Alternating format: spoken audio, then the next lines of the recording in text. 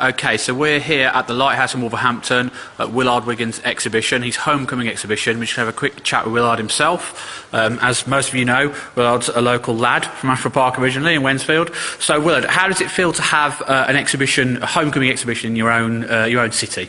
It's fantastic because a lot of people, especially from Ashford Park, a lot of them probably remember me as a kid, and probably they didn't see anything that was going to turn into this. Yeah.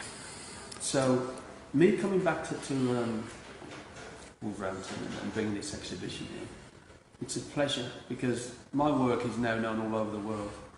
And, you know, I'm a bit of a tester of what can be achieved.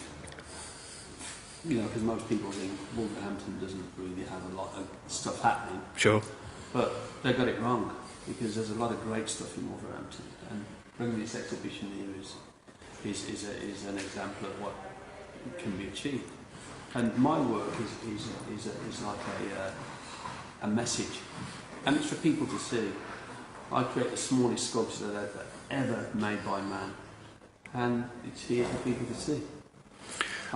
Sorry. No, I see from some of the comments I've seen dotted around here, you started by building tiny little houses. Yeah, that's right. What took you to kind of go on from houses to things such as we've got The Last Supper, we've got Noddy Holder, we've got Pinocchio, there's all sorts of things here. There's something for everybody, isn't there? Well, what it is, all this work is all painstaking work. Everything's done within the eye of a needle or on the end of a pin.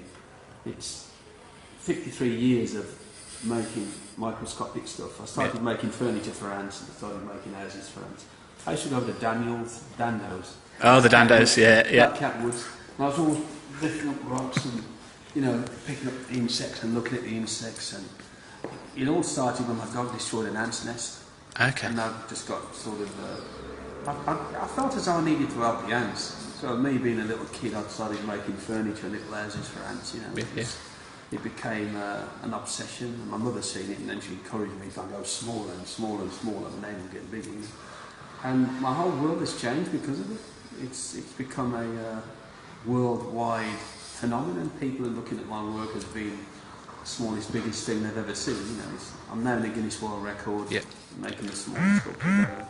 I have an MD from the Queen, and I'm just overwhelmed to bring this thing back here. I mean, it's an honour. I really do believe that my work can inspire a lot of people because it's inspirational. I come from a background of learning differences, which means it's not like learning difficulty. I've got a bit of mild autism, so as a kid that kind of affected me through my school life. Sure. And I learned to overcome it just by creating this type of work and doing something that would take me away from the fact that I couldn't express myself academically like the other kids. And it's just become... at first it was a hobby and it's just turned into a business, and not only that, it's not for me anymore, because it's for people like yourselves to see, it's for the public to see. It's not an enjoyable thing making these, you need to stop because you have to sort of control your heart rate and work between your heartbeat and use tiny little tools that you have to make, and it's very sort of penetrating, painstaking, and the result is when you finish it. So you've said it was hard work and it's not very enjoyable. It's hard work, but you must enjoy the finished piece. That's it. I don't enjoy doing it, but I enjoy finishing The it. result, yeah. That's the bit, the result. And so which is your favourite piece in the exhibition that people come and see at the moment then? I would say The Last Supper. Okay. If they want to see something special, I consider Last Supper. I've made one of Prince Albert. Okay. If you go into city centre Birmingham, there's Prince Albert on a horse. I've made that in the Eye of a Needle. I've done a ship on a pinhead. You've actually put a motorbike in a hare of your own. Yeah, that's the world record. Yeah, I just wanted to shatter my own record. Where did that idea come from? Where did you think, I know what I'll do? It was. I wanted to show these nanotechnology boys that they can't test what I can do. Brilliant. I wanted to say I'm from Ashford Park, don't mess with me. So what I did, I wanted to make the smallest sculpture the world has ever known, which I did, inside of beard stubble. When I had a shave, a little tiny bit of stubble was stuck between my fingerprint. So I took it out and drilled a hole in the middle and made it transparent. And I took a little piece of microscopic flake of gold from the chain, dissected it and built a motorbike, which is less than a blood cell, and put it inside the hair. And that measures like probably a micron or something. I have to say, I've seen that piece tonight, and you can't see it with the naked eye. Where you can at least see the needles in the cradle, you can't see that piece. It is astounding. It's just something I said to myself, because my mother always used to say to me, the smaller I make it, the bigger my name had become. So I just wanted to just sort of honour my mother's words, really. So it's just like I call it the golden journey. Yeah. The journey to me breaking all the records, and that's what I did.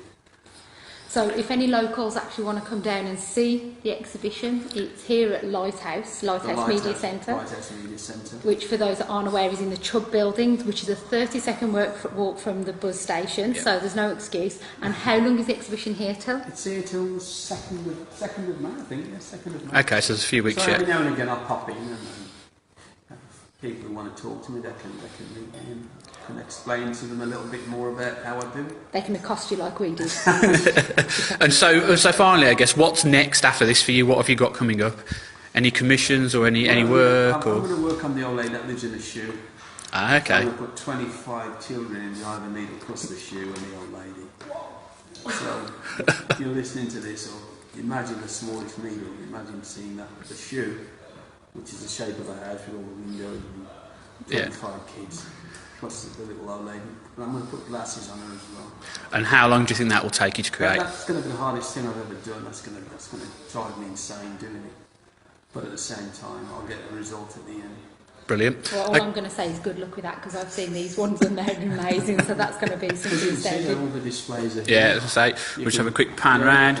You can come and have a look. There's a microscope on every one of these pods, and the needles are needle-sized, tiny in there, right in there. You can't even see it on the camera, so you need to use a microscope to come and see it. So make sure you come down here and have a look at these. There's something for everybody. I've even seen there's a frozen depiction, which I'm sure some of the younger folks will like. It's a few pounds per person. Yeah. Put it this way, this will blow your mind. This will blow your mind. It blew the Queen's mind. She was absolutely blown away by it all. She was overwhelmed with it. And what did Noddy think? Noddy couldn't speak, could he? Well, that's me at first. Yeah. Brilliant. I think the best, I would say, the highlight of my career is when the Queen wanted me to make a crown for her on a pinhead, which I delivered to the palace.